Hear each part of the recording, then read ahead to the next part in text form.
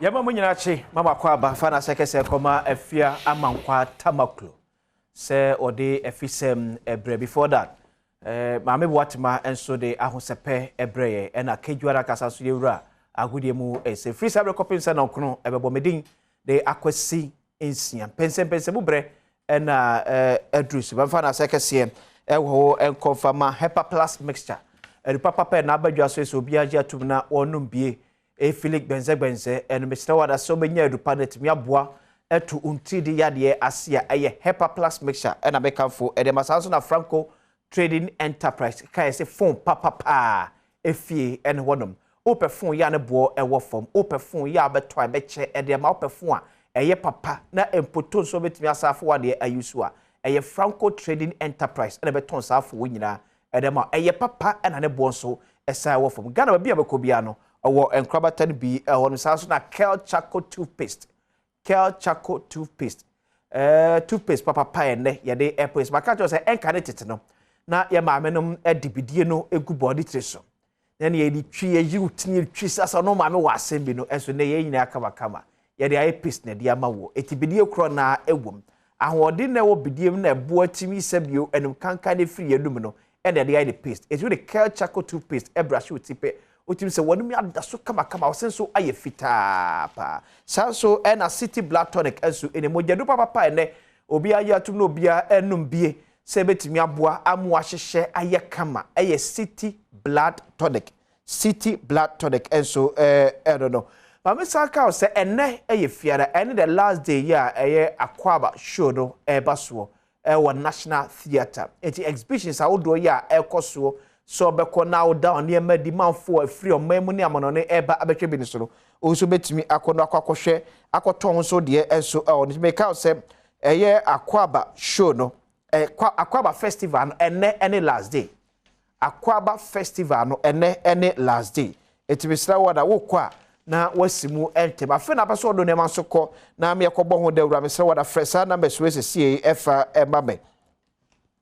akwaba festival no fresa da boy 0245 200 401 and 020 7134 922 Akwaba Festival one person registration booking and last day eti one person kobo mo nema ho dawro one person mo nema ekosi apaso ema yetimi eton ye ne kama no wo ene ekosi ochina wo ne ekosi ochina last day no wo ne ekosi ochina se obetimi de yakọ na wakoton nema amyabo ho dawro edem wochina so musical concert no so age nem yepa anyumtofuo atwotwowro akukudan ena mo so eba aboama dwumadi enso etimi aye kamapa abejafo atrase ye babedi enkomo say unfortunate incident here a free Kwame Nkrumah University of Science and Technology it will show TV see our Facebook so live on Adom TV around some year esi ewo KNUST na wo hwe ne sisiye no ese eye edisuafo ewo Katanga Hall omo annual festival ye omo ye frɛ no the Zulu procession enura na ekoso saa Zulu procession mo de entumatam ebinso e de botɔ ene twa wo pa na wonam school musa se da bia bafo musa mpa Zulu procession ekoso ene so bokwa kofa kontifo ene manura akofa ne esiwe nyina ere ba mkwa maso na menne president Edema University Students Association ekono ekodi mo Christian ewa amaso Chris what me ka mo channel pa ba Adom TV bedwam dwumadi so yeah Adom tonka ba unu statement here mode aban beyond that dear Biena as university student body mo ye ede aboase na be asa but till makaba bebe e sha self from University of Ghana ede ababa wie Kwame Nkrumah University of Science and Technology and the people cry a project say I share the next one no ebe Casford and Atlantis a student body dear na mo ye aboase na be asa kitikiti we ano betimi abrase okay nedi kan me akonya research ete konya se ko ina na ebe ba ntokwane maintain ho ase wo university halls in tema wenye de dikan and the ACC in the past few weeks, near first time I will be say as university students. But I did put in here, actually, near Sibako, as soon as and painting university student leadership. Over to say, any demonstration there, near the demand, right, and I see a Cassia school paying for saying, here say. And these halls are, you say, more in some day distractions, anyway, but any higher, soon. These halls are people who have, in the past, so much near positive results. I'm a student body. I ain't say once to say a banner saying a free, indigenous say, dear, be higher school for this year. And see, student leaders across the country. The share partner course ABSC or University of Ghana, ABSC or KNUST. The share young finance from me and your BB, ever had. The end you may education of pay, a dear home comma, yeah, they shall see a best message, meeting being a bear, then they find the solutions here because they are there, ACR, and your first time everybody. Now, the balcony so I better say, for you now, better and the same thing, and same bit here. School for no, the idea of man say, be a UAD, and I suspend though. But yes, student leaders and say, a dream one, and no internet, so that I will be a to me, be fair, a hard dream, because they mean, yeah, for ma, a buy, yeah, for uncle, the very say, yeah, suspend though, and I see UAD. And here I dream with the to say. Embre edu say bibi say here after ye beja wo students chrono edu wa share emra ensa na mra no edi because we are all adults about university education almost to be above 18 and na eto down so omo we school omo ni school mu hono pina ti the omo ko be kan omo so ba omo ni say school no we into school ni ti me nya na hwe enti afre dey susu say Edumra bibi say tia ye beja Ampofo we de omama aban na a police for no more timi e de omo edi no se na emra tiche ye timi ye ni say betimi aboa ye ka san so na de adesede to say this energies are your students you way it's about time we channel them into something productive because ahode abranti akete say ahode wo ho a obetimi de aye adwuma bi. But senior Bible, yes, Bible can say an idle hand is the devil's work too. Only be or then a bray, or maybe school no motive, and a school more for now, so only be before or then a bray, and I'll bet me a judge in my BB state. But Chris, you go from baby, I say, crime be so let me out. Okay. These are some of the things that you say the year dream was university student leadership. Eti Chris, per baby ujina as president the student union. Do you think says our clash we not avoidable? Clash we na I think they are avoidable. But we no nya idea obeti middle na si for market university or security for preempt almost to suit BBC it because we show ma continue cut there Conti for the whole week last week, ama bibia na me wo ho. Enra de so AC na no kuma se. Me hu se bibia da na kwem. Nti e kwan afa so da na ntokwa no. Eno na untimi nkasen ko bi betimi de menesi o prevent because no bia nsusu se no omoye omo festival fefefa obia gina nchen hwebi no. But Obi be catch say Katanga any konti Obia enim sa adia edaomo entem. Into once a Katanga be rising hope certainly or say security for work campus no eda also say bibiampo AC ya ali just a possibility say I sure that wantwi be SC. E ka yet to be any so previous experience and fan guide ho along the line. Me know ya Adjei. Answer na me baby serve as president for university students no. Me di secretary. I'm a Kunti Pen. Okay. Emma minim send a nyoma sitie eba sa 2 bill horses commodity. Me just sure say omu be if you home security enya aware.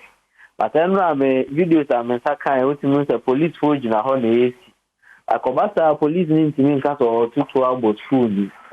Me ba say ya say okay. Arrangement our security put in place me there. Oshe videos of course no way now they were around. Omo ho no mu say we say AC. But nya sha say sana and the this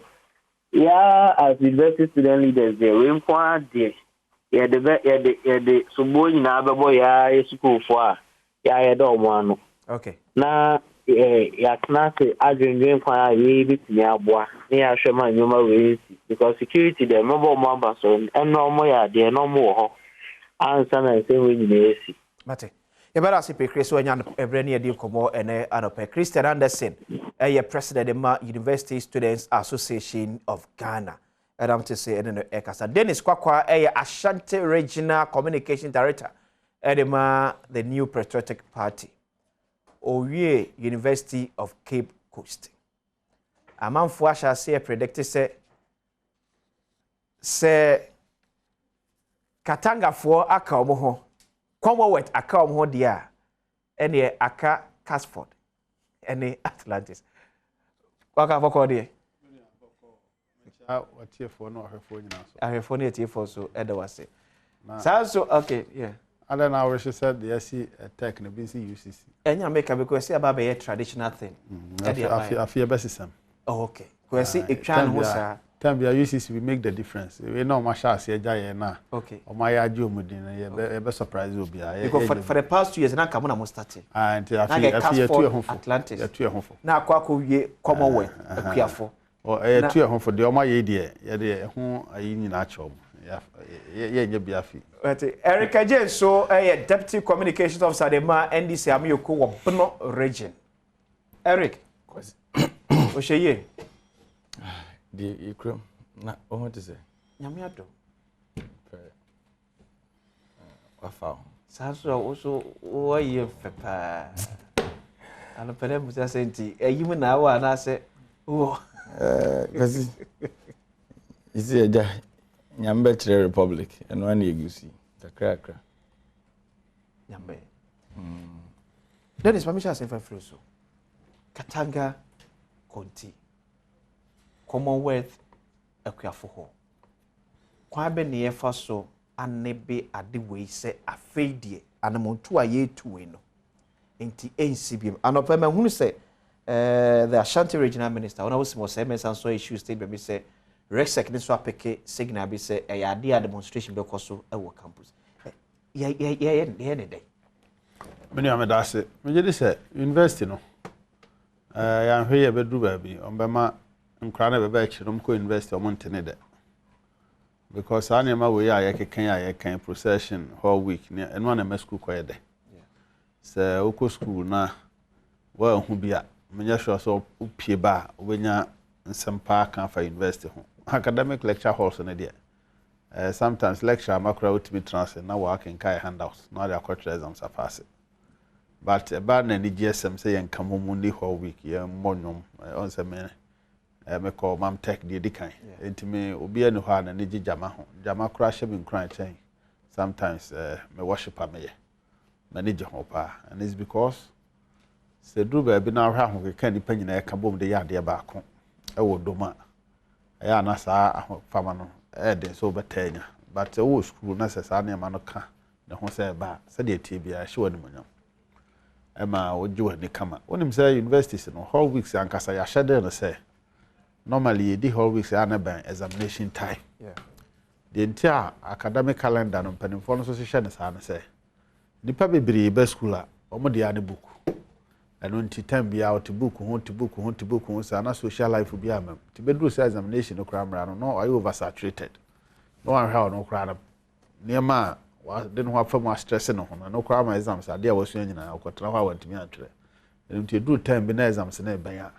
ne amakwa so ye fa ni je kakra mfrafra nti ho we ye ne na we fa ne ta wa nya hwe kra no interesting thing say all week be you omo dia de wanya hwekra akota ice cream wono na Ampofo etu ana akogina akota ice cream na nte hwede omo yini bia obeba no no se chese stress kakra akofo eno nti we nyina ya nhyehyɛ ya university ye no se university your man university enye school kaka your man so we university campus bi ati se Legon Kwame Nkrumah na say UCC ne dia aka ne bia obi betimi atran school the whole semester opa onsi abonten ɛhɔ na fa ahodie wɔ obi a nkra so kyerɛ nkra de te sɛ de matchra de da wo SSA na osore na opese okokoro na so majezi atana ne buofu ase ko university ya mo share so when they get to the university obi timi tran school ho bia ka university 1 month no mpiem free school ho da e de ntia fa ahodie no ho ba de esese onya survival ase dipa bia so ho na nema adwuma de de ahwe onsa no e ma wakwan most of the times man no have so ko chinchiri keke this will be papa bi kokko ya wa abonte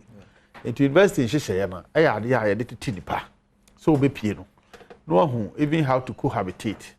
hwɛ sɛ woyɛ Katanga obi yɛ continue obi awa na tradition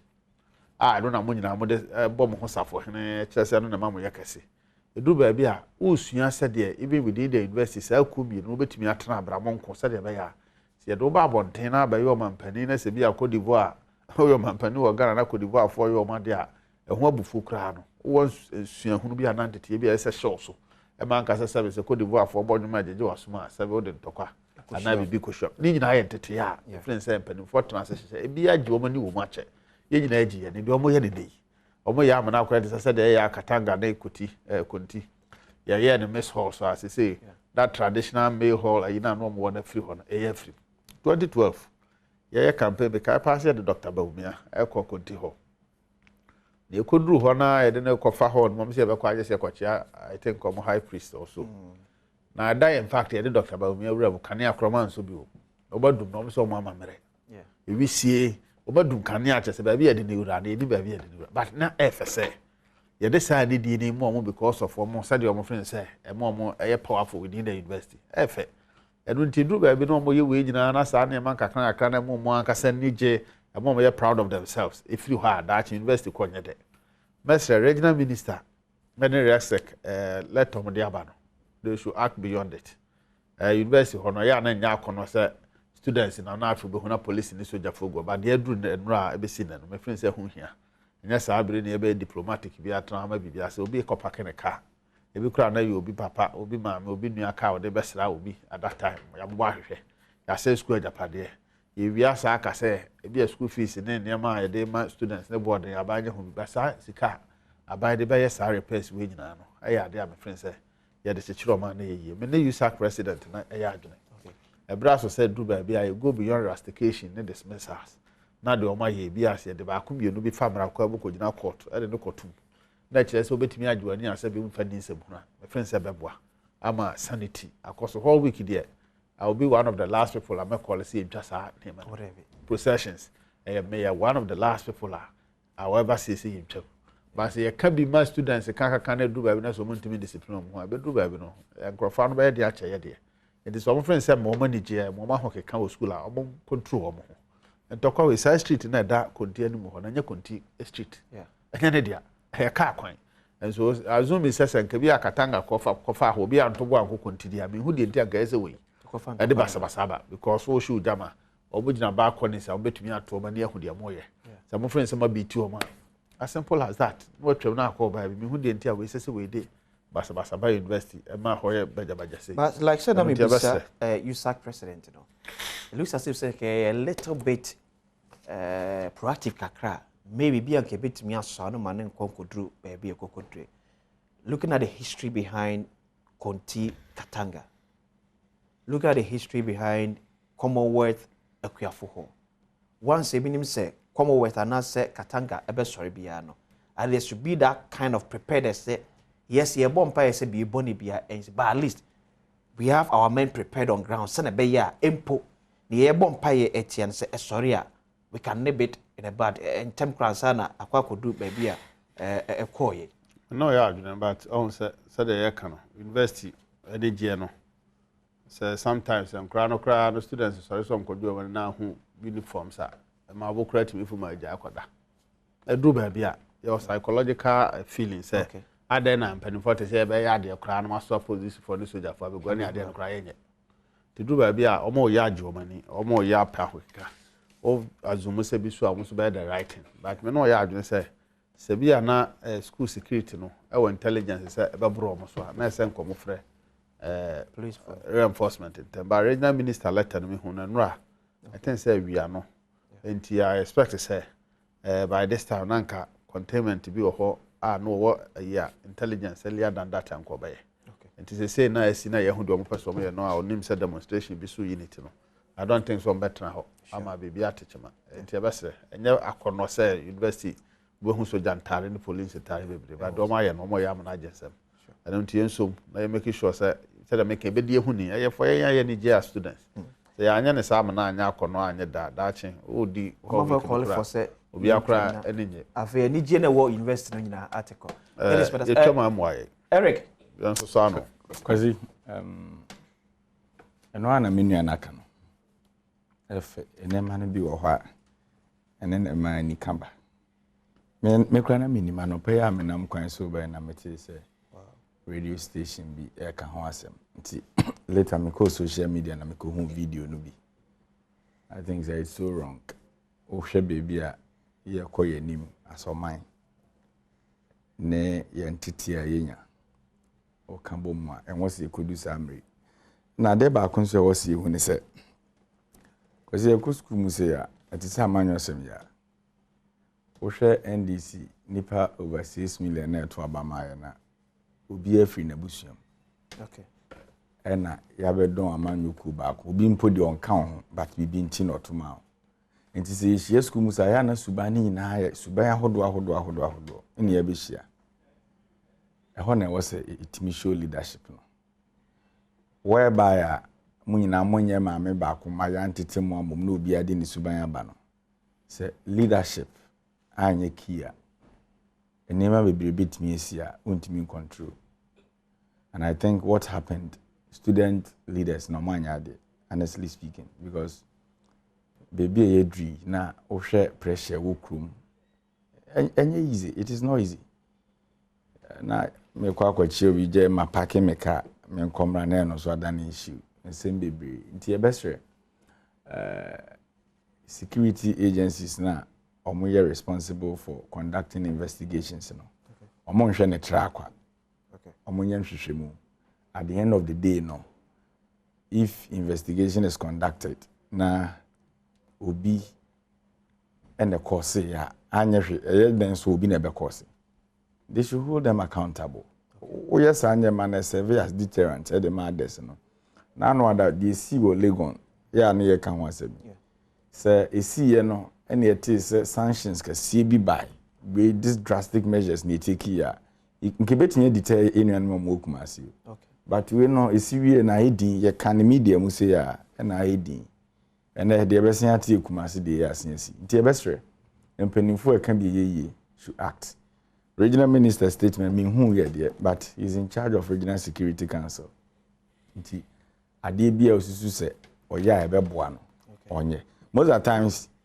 they said the na menu an ka se omonya signals e bia demonstration betimi o hwa na e bibisa just close the school.